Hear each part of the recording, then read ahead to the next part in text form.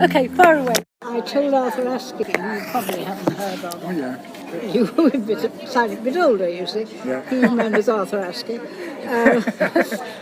Well, I told Arthur Askey about Fred Thompson. Oh, he said, Fred Thompson. They all knew Fred Thompson.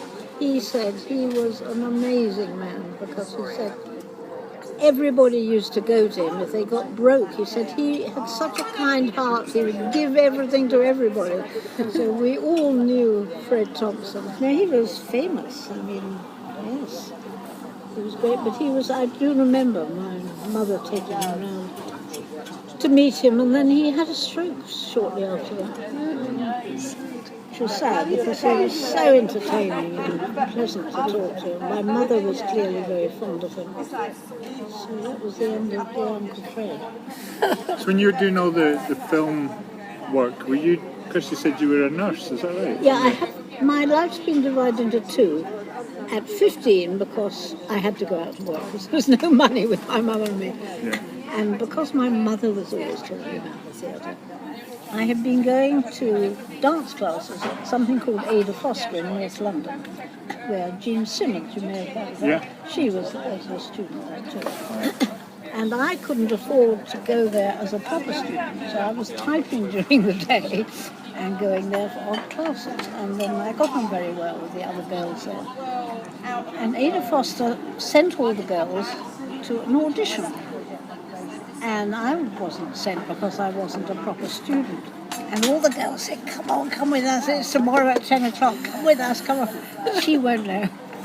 And you know, we all went down to the Scala Theatre, which doesn't exist anymore, but big West End theatre.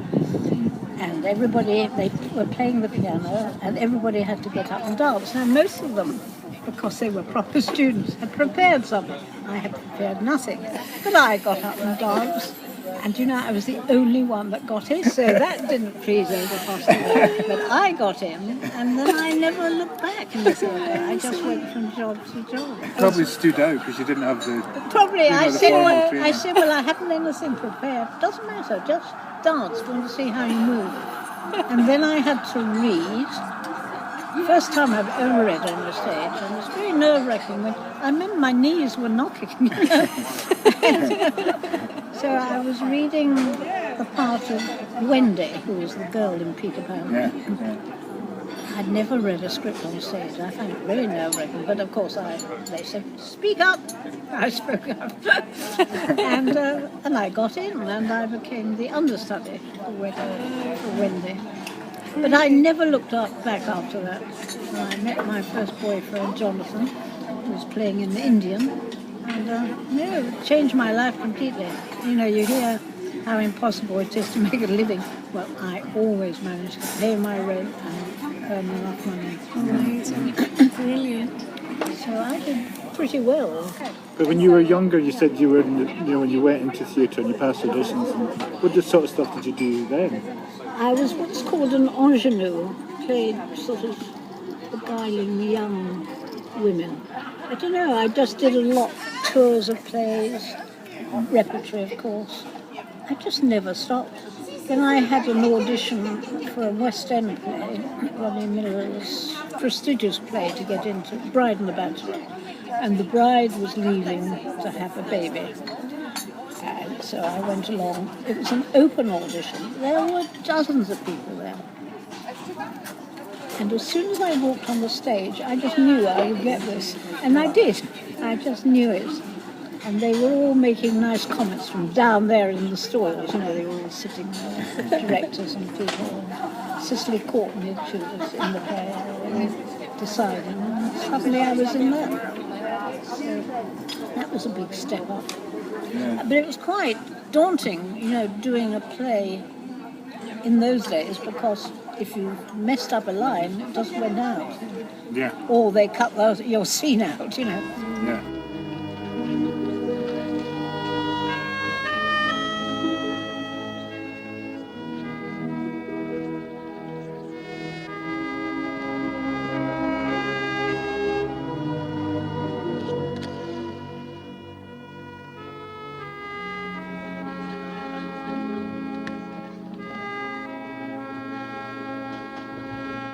that spot you got on the Bulldog breed then, so just because you happened to be there? No, that was as an actress. Well, I got was sent that before to you did the nursing then? Yeah. Right. Yes, that was part of my acting career. Yeah. So I did a lot of very nice television parts.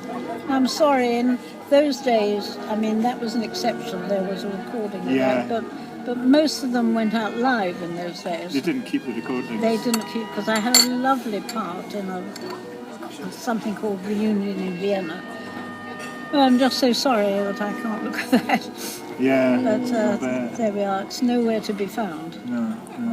And I've got some pretty sharp people who looked out for it, but they said no, definitely wasn't recorded. Different days, because now people record everything now. Don't Of course, the lot.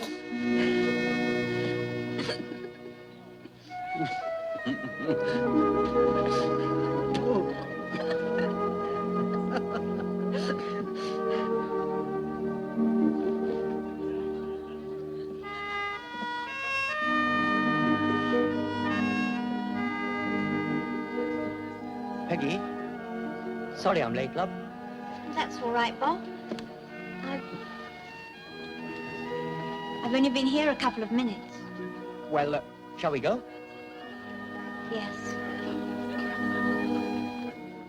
I suppose about 38 or something when I got this thing to buy the house. I could not get a mortgage as an actress because it's so unpredictable. You never really know where the next £10 is coming. And I thought, well, I have thought as being, when I was very young, of being a nurse, so I thought, well, I'll give it a go. But of course, because my education had been so ridiculous, I had no qualification, no A-levels or any kind of level. And so most of the top hospitals said, we haven't got any school certificates. I said, I've got nothing. So then a couple of the more enterprising hospitals obviously thought that I might not be a bad nurse. So I was set intelligence tests. It was quite interesting. I've never had such a thing. So I went to two of the hospitals. I had to sit down against the clock and I had intelligence tests. Oh, I passed all those in flying colours. So that was all. And there were other girls doing them. Most of them failed, but I sailed through. So then I had the choice of hospitals. And I chose the Royal Free, which we've just passed, because it was sort of that part of London I knew. So I got in and became a qualified nurse. And then after a few years doing nursing, doing everything, I nursed in Israel, apart from everywhere else.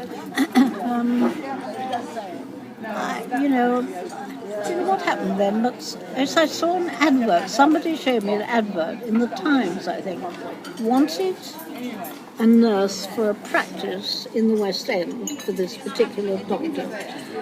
Most of his patients were actors and film people, and he was looking for a nurse who would be interested in that kind of work. And I thought, well, that's me, isn't it? Yeah.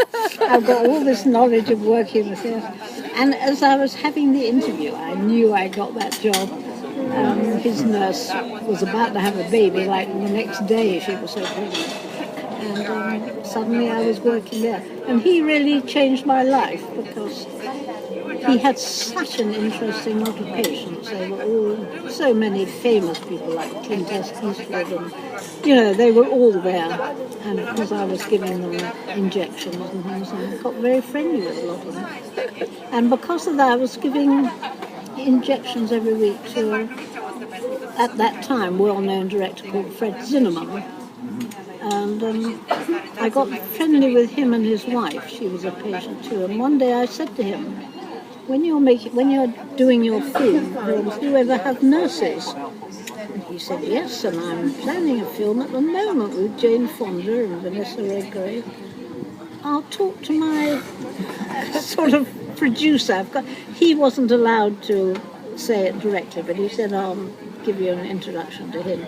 And it's up to him, he said, if he wants you or not. So I went for this interview with Tom Pesner, a very well-known man in the film, who clearly did not want me. He had got, of course, a nurse already who he promised this job to. But he couldn't say no to Fred. Fred Zinneman was like God in the film industry. And no way could he say so. He said, no. Right, well, I cannot take you on a trial period, you know. And then I did nothing but films for 25 years.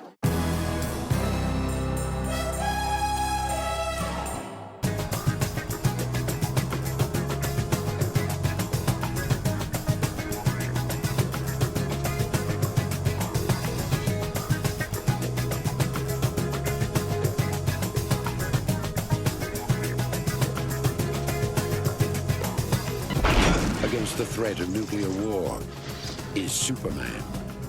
I'm going to do what our governments have been unwilling or unable to do. Effective immediately, I'm going to rid our planet of all nuclear weapons. You know you're a workaholic. Why don't you stop and smell the roses, huh? That was the rest of my life, really. Working life. Fantastic. So, you know, there you met everybody. Yes, I've had quite a fun life, really, with half and half.